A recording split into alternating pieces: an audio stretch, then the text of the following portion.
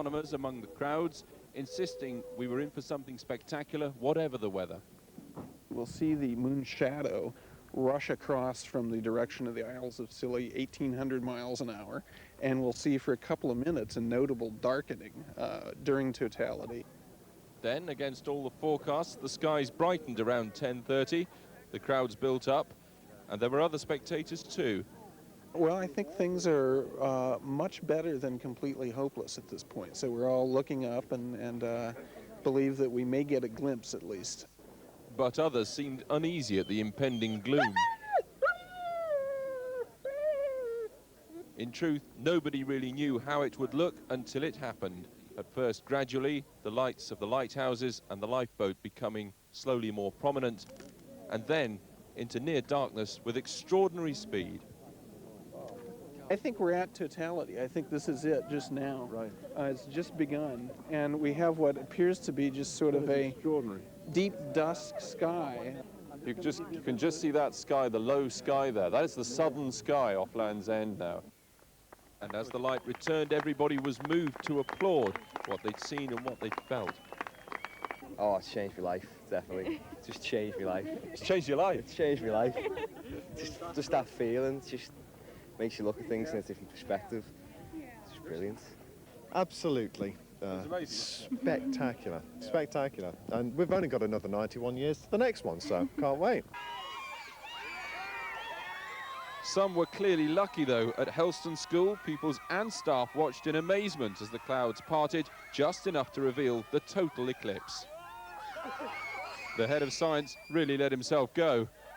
We were 11 minutes past 11, and all of a sudden there was just a little glint in the sky, and out came the sun, and we saw the diamond ring effect. Fantastic. And then the cloud covered it again, and then all of a sudden it cleared again, and we saw the full corona. And it was just amazing. The atmosphere here was just electric. Everyone was screaming and jumping up and down. It was just brilliant, just watching it. Being able to see it was just amazing. Oh, it was just electric. It was amazing. Everyone was just cheering and shouting, and people were running around. And it was just crazy. But overall, the cloud base was so thick that an RAF Hercules had to climb up to 33,000 feet to obtain these images of the corona from above the cloud base. But down at ground level, at St Michael's Mount, for instance, near Penzance, the spectacle of turning Wednesday morning into Wednesday night at 11 past 11 a.m. was humbling enough for most watchers. Over at Land's End, they had changed the sign by midday, and there were many there who said they'd go all the way to Madagascar, the best place to view the next total eclipse of the sun.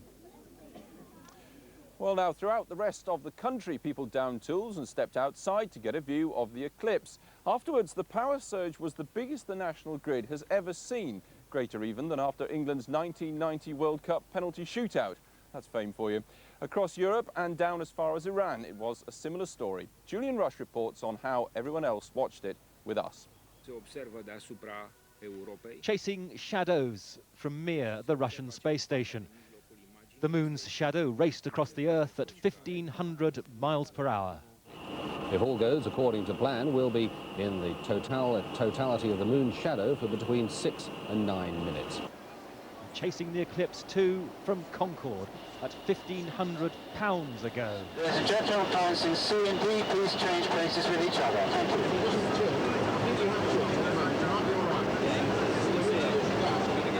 I saw the corona. It was wonderful. I've waited all my life to see this, and I'm jolly glad I didn't miss it. I had to get down on the floor to get the angle right, but it was worth it.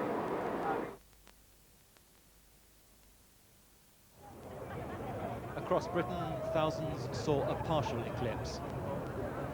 All work stopped as crowds took to roofs or used what they could to look at the sun. In London, the skies darkened as 97% of the sun was obscured. Trials were halted at the Old Bailey. At the Royal Observatory in Greenwich, the last eclipse of the millennium plunged the Millennium Dome into darkness. The National Grid reported the biggest power surge it had ever seen at 11:30, when it was all over. Even 80% totality in Scotland drew the crowds. It's clear now again. Though little real science is done during an eclipse nowadays, satellites have put paid to that, scientists at Edinburgh's Royal Observatory were still in demand. Those are sunspots. Those are on the sun, they're not actually fly spots on the lens. Les oiseaux de mon espace, moi aussi d'ailleurs, parce que... Voilà, ça y est, regardez, il fait nuit. Il fait nuit presque. Il fait nuit. In France, excitement of course, and farce. The fashion designer Paco Rabanne quit Paris. He'd read Nostradamus. He was convinced Mir would fall on the capital during the eclipse. Je ne sais pas si vous partagez comme nous, mais tout d'un coup, on a envie d'applaudir ici, c'est ce qui se fait. Et tout d'un coup, au-dessus de nous, on voit réapparaître le soleil. Thousands took to the streets in Stuttgart in spite of heavy rain. The image of the sun's corona immense on a glass building. Through a glass, darkly. In Italy, the Pope took time out to view the heavens from his summer retreat.